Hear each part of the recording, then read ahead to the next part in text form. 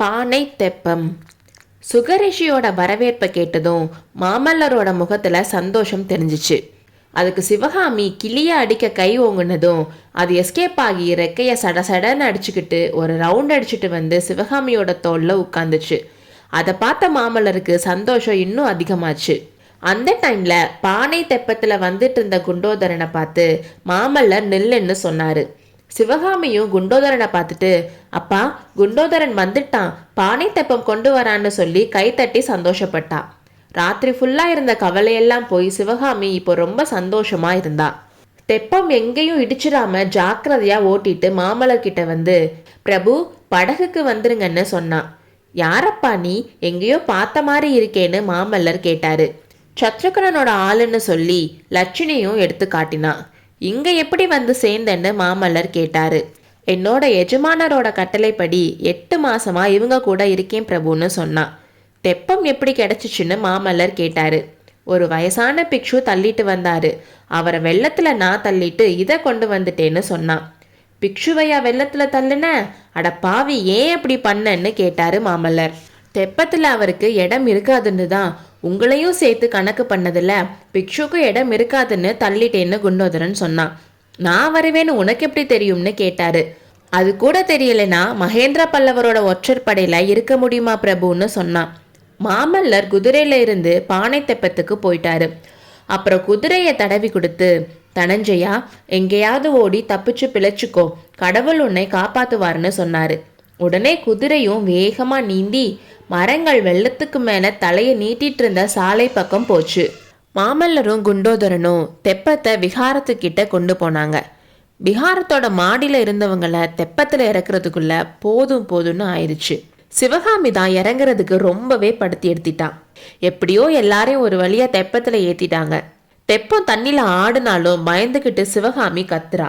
அவளை மாமல்லர் கெட்டியா பிடிச்சுக்கிட்டு தைரியம் சொன்னாரு. எல்லாரும் ஏறினதுக்கு அப்புறம் குண்டோதரன், பிரபு தெப்பத்தை கொஞ்சம் நிறுத்தி வைங்க, இதோ வந்துடுறேன்னு சொல்லி தண்ணியில குதிச்சு நீந்தி விஹாரத்துக்குள்ள போனான். அவன் திரும்பி வந்தப்போ அவன் கையில ஒரு மூட்டை இருந்துச்சு. அது என்னன்னு கேட்டப்போ அவள்னு சொன்னான். எவ்வளோ ஆபத்து வந்தாலும் வயிறை மட்டும் பட்னி போட மாட்டேன்னு சொல்லி சிவகாமி சிரிச்சா. உங்களுக்கு தான் தெரியுமே அம்மா, நான் எதை பொறுத்தாலும் பொறுப்பேன், பசியை மட்டும் பொறுக்க மாட்டேன்னு சொல்லி குண்டோதரனும் தெப்பத்துல ஏறினதும் மாமல்லர் ஒரு எண்லையும் குண்டோதரன் இன்னொரு எண்லையும் உட்காந்து துடுப்பு போட்டாங்க. தெப்பத்தை எதுலையும் இடிக்காம கொண்டு போக ரொம்ப கவனமா ஓட்டிட்டு போக வேண்டியதா இருந்துச்சு. கொஞ்ச நேரத்திலேயே சிவகாமியோட பயமும் கவலையும் போய் சந்தோஷமா சிரிச்சு விளையாட ஆரம்பிச்சிட்டா. இப்படியே தெப்பத்துல எத்தனை நாள் போயிட்டு இருப்போம்னு மாமல்லர் கிட்ட சிவகாமி கேட்டா. ஏன் கஷ்டமா இருக்கான்னு மாமல்லர் கேட்டாரு. இல்லை இல்லை, இது முடிஞ்சிட போகுதேன்னு கவலையா இருக்கு, இப்படியே முடிவே இல்லாம வெள்ளத்துல மிதந்து போயிட்டே இருந்தா என்னன்னு கேட்டா. ஒருவேளை அப்படியும் நடக்கலாம், இந்த வெள்ளம் நேர கடல்ல போய் தான் சேரும், தெப்பமும் கடலுக்கு போயிடுச்சுன்னா முடிவே இல்லாம மிதந்துட்டு இருக்கலாம்ல. ஆனா ஒன்று மட்டும் சந்தேகமா இருக்கு, இது கனவா இல்லை உண்மைதானான்னு சிவகாமி கேட்டா. கனவுன்னு ஏன் உனக்கு தோணுதுன்னு மாமல்லர் கேட்டாரு. இந்த மாதிரி தெப்பத்துல ஏறி வெள்ளத்துல மிதந்து போற மாதிரி அடிக்கடி நான் கனவு காண்பேன், அதனால தான் ஒருவேளை இதுவும் கனவோன்னு சந்தேகப்படுறேன்னு சொன்னான். இந்த மாதிரி நடக்கும்னு ஒரு நாள் கூட நான் நினைச்சது கிடையாது, அதனால இது கனவோன்னு சந்தேகப்படுறேன்னு மாமல்லர் சொன்னாரு. ஆனா என்னோட கனவுக்கும் இப்போ நடக்கிறதுக்கும் ஒரு வித்தியாசம் இருக்கு.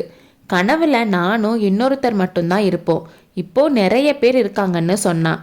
அந்த ஒருவர் யாருன்னு மாமல்லர் கேட்டாரு. சொல்ல மாட்டேன்னு சிவகாமி சொன்னான். பொழுது சாயிற நேரத்துல கொஞ்ச தூரத்துல நிலப்பரப்பும் பாறைகளும் மரங்களும் தெரிஞ்சிச்சு.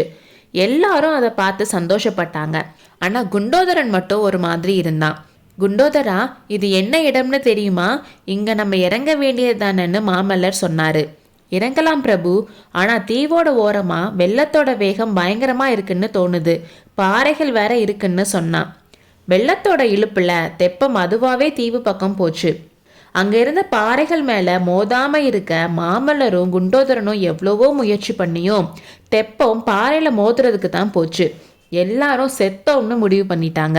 சுகபிரம்ம ரிஷி அலறிக்கிட்டு பயந்து போய் பாறையில உட்கார்ந்து கவலையோட பார்த்துட்டு இருந்தாரு. தெப்பம் பாறையில் மோதிற்று. பானைகள் சடசடவென்று உடைப்பட்டன. மூங்கில்கள் நரநரவென்று முறிந்தன. தெப்பம் ஒரு சுற்று சுற்றிவிட்டு தபதபவென்று தண்ணீரில் மூழ்கிற்று. அடுத்த அத்தியாயத்தில் சந்திப்போம்.